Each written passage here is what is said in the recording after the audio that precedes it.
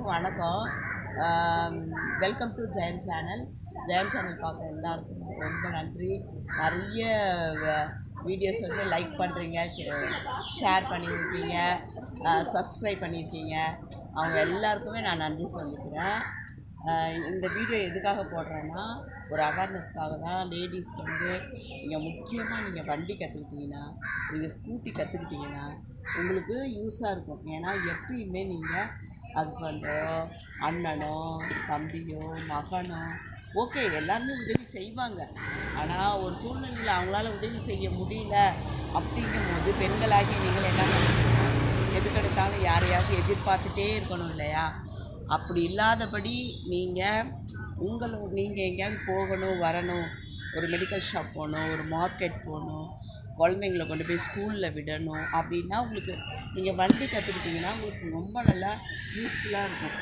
அதுக்காக தான் நான் போடுறேன்.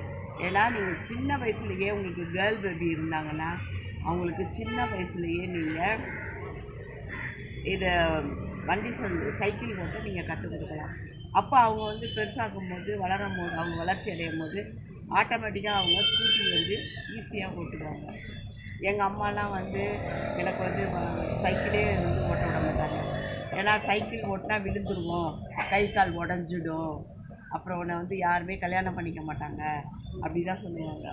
ஏன்னா அவங்களோட டார்கெட் வந்து கல்யாணம் கல்யாணம் கல்யாணம் இதுதான், வேறு எதுவுமே அவங்களுக்கு இல்லை. ஏன்னா அது அவங்களோட இயல்பு, அது என்ன பண்ணுறது.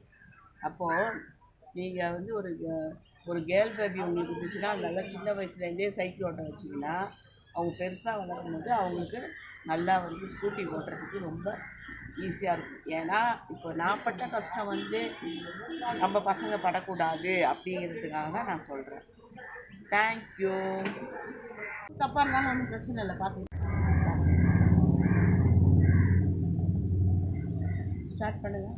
தப்பாக இருந்தாலும் ஒன்றும் பிரச்சனை இல்லை, பார்த்து கேமரா வெயிட் பண்ணுங்கள். ஃபோட்டோ வணக்கம். நீங்கள் வந்து நான் ஸ்கூலுக்கு வந்து ஒரு சிலர் என்ன சொல்கிறாங்க, எனக்கு எப்போ நான் வந்து கால் தூக்கி வைப்பேன் அப்படின்னு சொல்கிறாங்க. அப்போ வந்து நான் அவங்களுக்கு என்ன சொல்கிறேன்னா, அவங்க ரைசிங் கொடுத்து கொஞ்சம் தூரம் அவங்க காலை வந்து லைட்டாக லிஃப்டப் பண்ணிவிட்டு போகணும். அப்போ தான் கால் தூக்கி வைக்க முடியும். நான் வந்து எப்போ நான் வந்து கால் தூக்கி வைப்பேன் ஆண்டி அப்படின்னு சொல்லி அவங்க கேட்குறாங்க. அப்போ நான் என்ன சொல்கிறேன்னா, அவங்க கொஞ்சம் லைட்டாக அந்த ரைஸ் இருக்குதுங்களா, லைட்டாக ரைஸ் கொடுத்து சுற்றி வரணும். லாங்காக சுற்றி வரும்போது ஒரு 10 சுத்தாவது அது மாதிரி லைட்டாக காலை வந்து லைட்டாக லிஃப்டப் பண்ணிக்கணும். அப்படி சுற்றி வரும்போது தான் உங்களுக்கு வந்து என்ன ஆகும்னா அந்த கால் தூக்கி வைக்கிறது உங்களுக்கு சாத்தியமாகும்.